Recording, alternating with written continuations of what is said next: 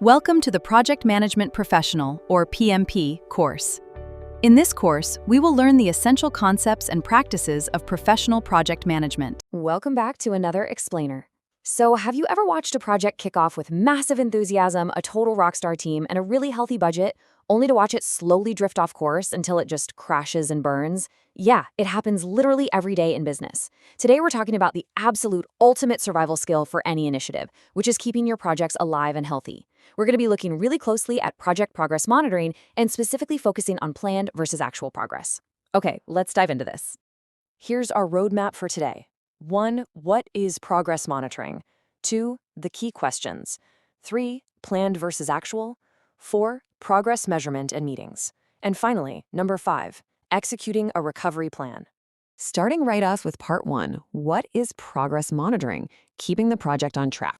At its absolute core, progress monitoring is defined as determining whether the project is progressing according to the approved plan. Think of it kind of like a doctor regularly checking a patient's vital signs. You aren't just looking at the patient when they arrive and then again when they're discharged, right? You're constantly, methodically measuring their pulse against a healthy baseline. And in projects, well, this is really the only way to ensure everything is actually going according to that original approved roadmap. Moving right along to part 2, the key questions. 5 crucial inquiries. Honestly, everything begins with this one urgent overarching dilemma. Is your project on track, or is it falling behind? Put yourself directly into the mindset of an anxious project manager right now. You've got stakeholders demanding updates, teams just waiting for direction, and a firm, completely unforgiving deadline looming on the calendar. You absolutely need clarity on this fundamental question before you can make even a single operational decision. Now, what's really interesting about this breakdown is how perfectly it sequences from initial observation all the way down to necessary action. Every project manager should be asking these 5 specific questions. First, what was planned? Second, what has actually been completed? Third, what is delayed? Fourth, why is it delayed? And fifth, what action is required? Notice how perfectly this sequences your thought process. You don't just jump to panicked conclusions. You start with objective observation, right? Comparing the baseline plan to actual completion. Then you identify the specific delays, investigate the root causes of those delays, and only then do you determine the required action. It's just a flawless diagnostic loop. Which brings us to part 3, planned versus actual, the reality check. Let's look at a pretty common scenario. Say you're building a new app, and your approved plan dictates that you should be at 70% completion today. That's the expectation. But on the ground, your actual progress is only 60%. Now, I want to pause here for a second to let you really grasp that gap. The code that's actually written simply does not match the promise that was made on paper. So the crucial point is we are left with a negative 10% variance. This dramatic shortfall officially signals that the project is behind plan. It removes all the guesswork and, frankly, all the blind optimism from the room. The hard math tells us there's a 10% gap and, well, the alarm bells should absolutely be ringing. Let's jump into part 4, progress measurement and meetings, gathering data and taking action. To find out if you even have a variance in the first place, you need to measure the work. Here is a super digestible toolbox of 5 progress measurement methods used to collect that critical data. We've got the milestone method, percentage completion, weighted progress, physical measurement, and earned value management, which, by the way, is really just a fancy way of measuring project performance against the project budget.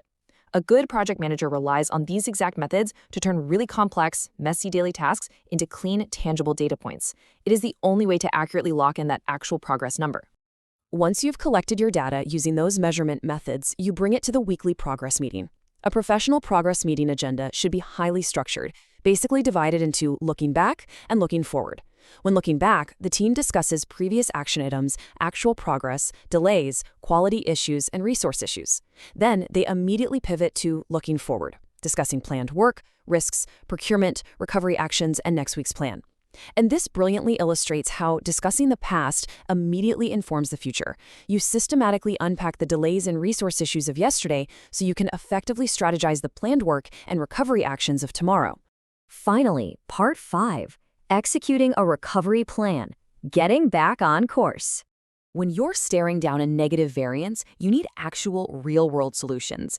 Let's look at the strategic toolkit of recovery actions and see how this builds a concrete path to saving a delayed project. Step 1 is to increase labor, so that means bringing in additional manpower, scheduling extra shifts, or approving overtime. Step 2 is to run parallel activities. Instead of waiting for, say, the electrical work to finish before starting the plumbing, you figure out a way to do both at once. Step 3 focuses on the supply chain, expediting procurement or utilizing alternative suppliers to get your materials faster. And Step 4 is engaging in deep technical problem solving to just clear out any roadblocks in your way. All of those preceding lists, the measurement methods, the weekly meetings, and those recovery steps we just explored, they all ground themselves in this single, really powerful real-world takeaway. Progress monitoring transforms project data into management decisions. See, without monitoring, a negative 10% variance is just a scary piece of trivia. But with it, that data point becomes the exact justification you need to authorize overtime, hire an alternative supplier, or just completely restructure your entire week's plan. To wrap up our explainer today, I want to leave you with this final, genuinely provocative thought. If you don't know where your project is today, how will you know where it's going tomorrow? Think about the initiatives you're managing or even just contributing to right now. Are you truly monitoring the planned versus actual progress?